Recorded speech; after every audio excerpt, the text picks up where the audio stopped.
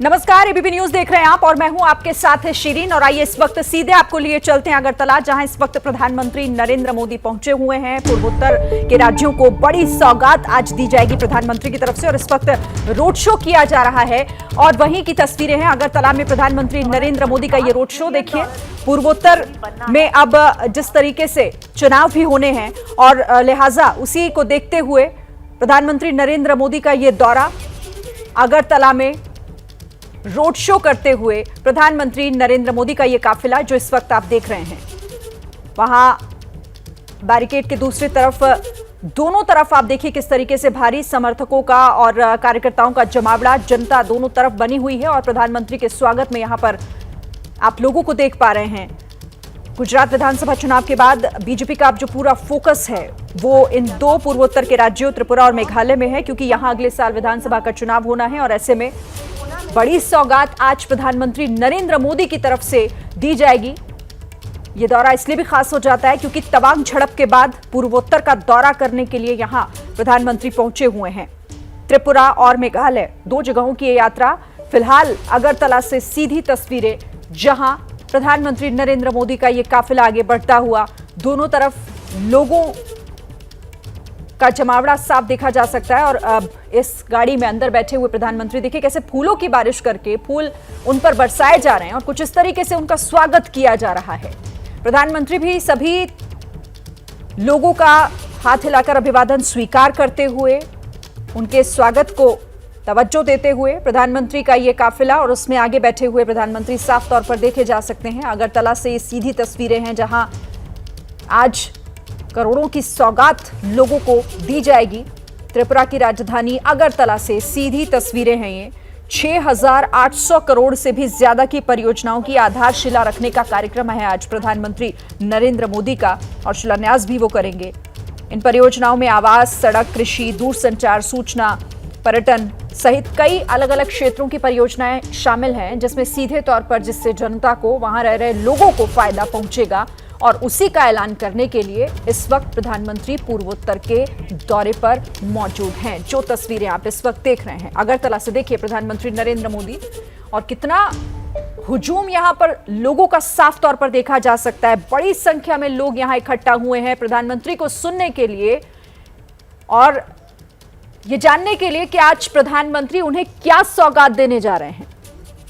पूर्वोत्तर राज्य, एक समय में कहा जाता रहा कि पूर्वोत्तर तक ना तो सरकार की योजनाएं पहुंच पाती हैं और ना ही कोई सुविधाएं उन तक पहुंच पाती हैं। उनकी समस्याओं की तरफ ध्यान ले जाना भी एक बड़ी चुनौती।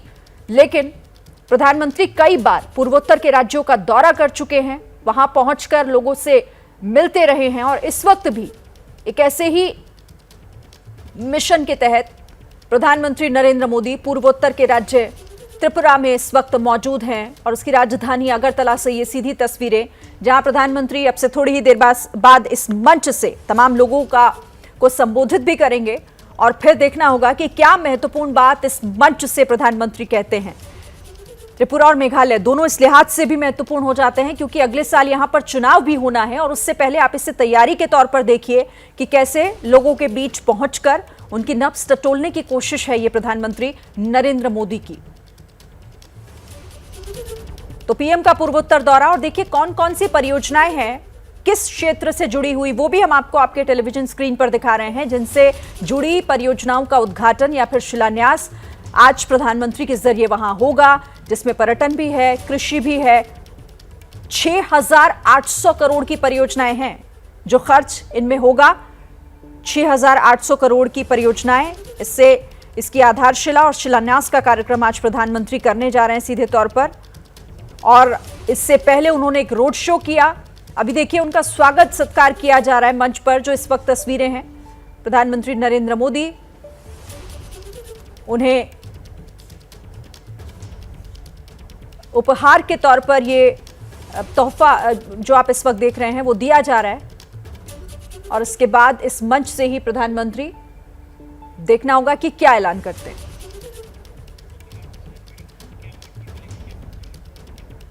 तस्वीरों पर भी नजर रहेगी और प्रधानमंत्री पूर्वोत्तर को किस तरीके से आज करोड़ों की सौगात देने जा रहे हैं, ये भी हम आगे आपको बताएंगे। फिलहाल देखिए, बिहार का रुख कर लेते हैं, क्योंकि शराबबंदी वाला राज्य है बिहार, लेकिन जहरीली शराब ने जिस तरह से कहर बरपाया है, 77 लोगों की जान चली गई है। सुशासन पर सवाल उठ रहे हैं, लेकिन सरकार इस पर खामोश है। एबीपी न्यूज ने जब पड़ताल शुरू की तो सवालों के घेरे में आ गई सरकार। अब भी शराब की खेप बिहार में आ रही है। गिरफ्तार आरोपी ये कह रहे हैं कि हर जगह शराब मिल जाती है। एबीपी न्यूज ने खबर दिखाई तो धरपकड़ भी शुरू हो गई और अब तक 270 लोगों को गिरफ्तार किया जा चुका है। खुलासा ये हमने किया कि अब तक सिर्फ 34 पोस्टमार्टम ही हुए हैं। आज भी छापेमारी हुई, लेकिन शराब की खेप मिलने की खबर भी सामने आई। अब सवाल यहां यह उठता है कि बिहार में आखिर ये किस तरह की शराबबंदी है, ये कैसा सुशासन है। इन सवालों के जवाब खोजने जाएंगे तो जवाब देने वाला वहां कोई नहीं मिलेगा।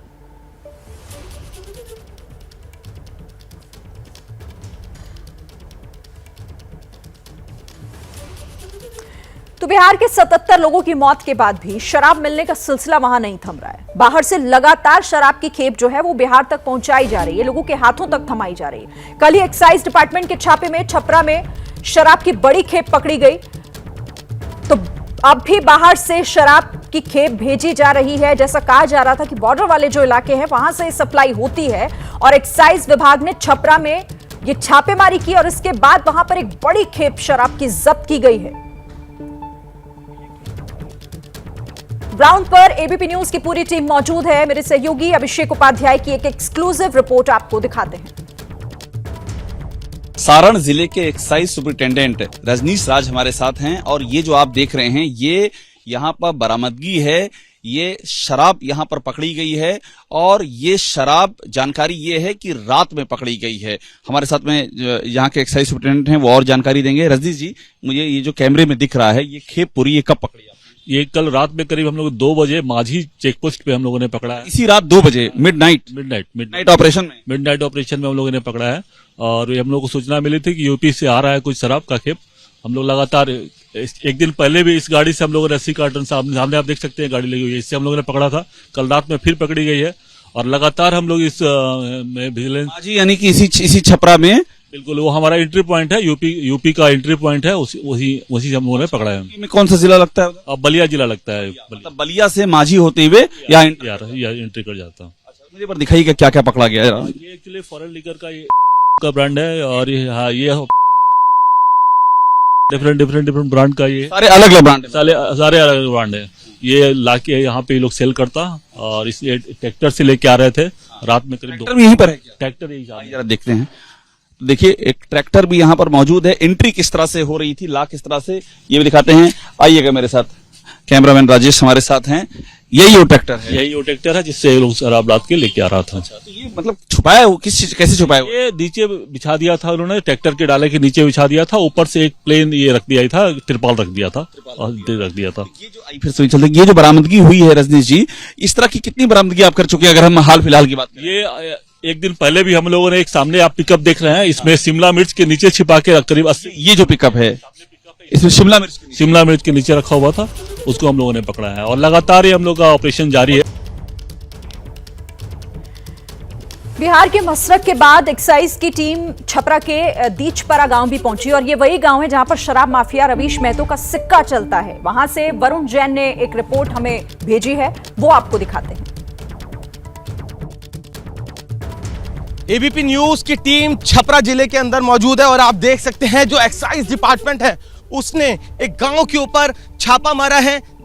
इनपुट मिला है एक्साइज डिपार्टमेंट को, उसके बाद ये किस तरीके से जो छापेमारी है वो यहाँ पर की है। ज्वाइंट ऑपरेशन में ये जो अलग अलग टीमें बनाई गई, आप देखिए किस तरीके से बड़ी संख्या में जो पुलिस बल है उसने गांव के छपरा के गांव के घर को घेर लिया है। यहाँ इस टीम के साथ अगर चले हम यहाँ इस घर के आगे बढ़ते हुए, आप देखिए गांव की पहले घेराबंदी की गई और उसके बाद अब ये जो छापेमारी है वो चल रही है। बिहार पुलिस के कमांडोज और साथ ही जो एक्साइज डिपार्टमेंट है वो लगातार ऑपरेशन चलाए हुए हैं।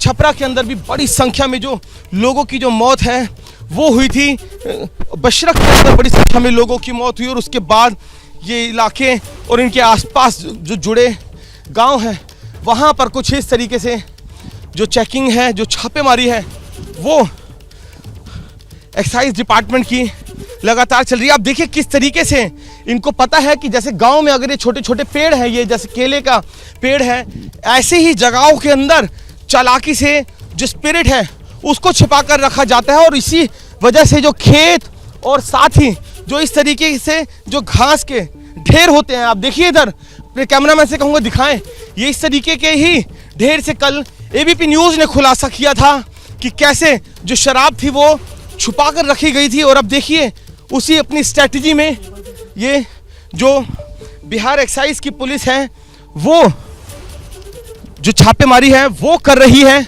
कौन सा गांव है भैया, क्या नाम है इस गांव का?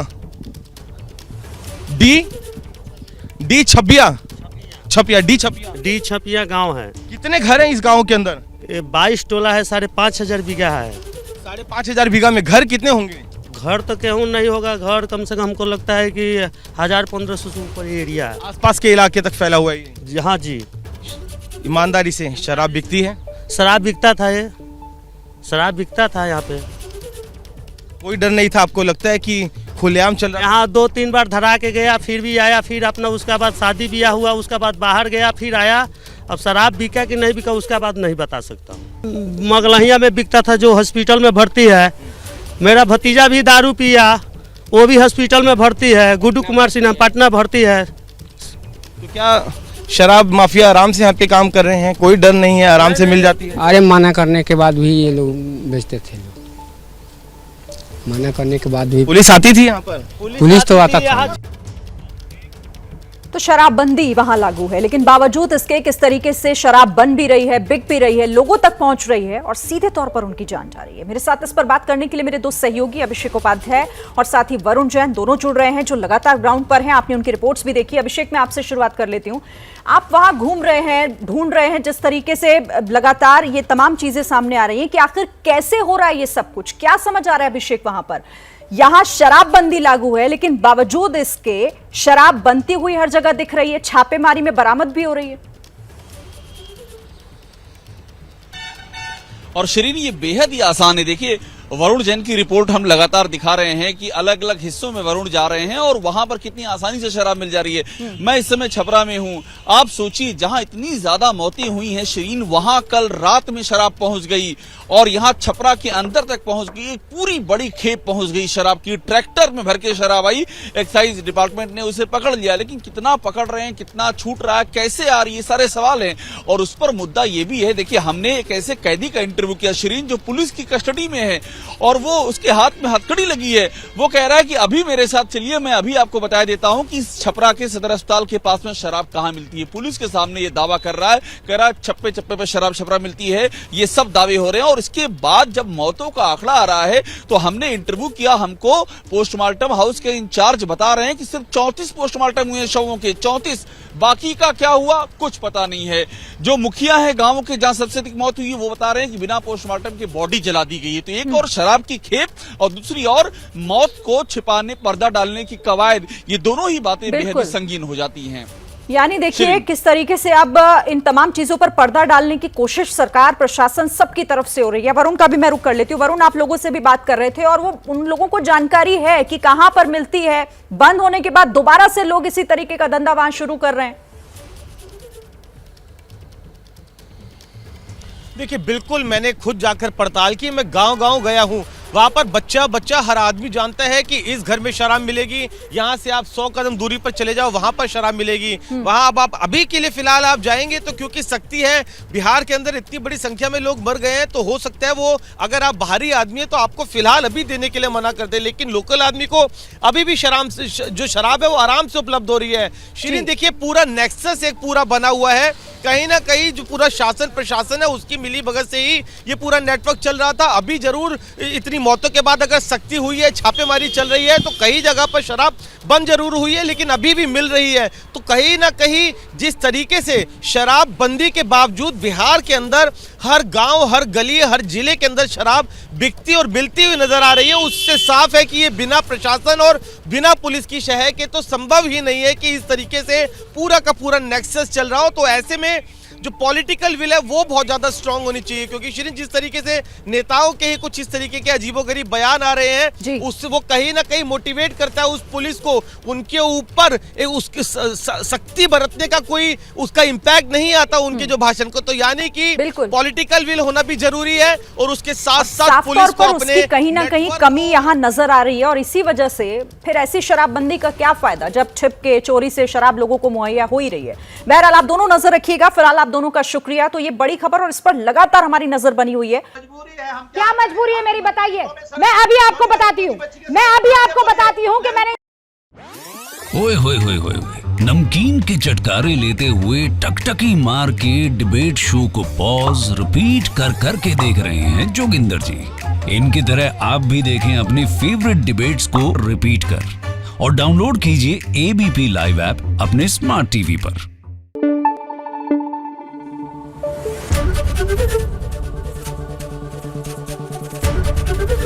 एबीपी न्यूज आपको रखे आगे।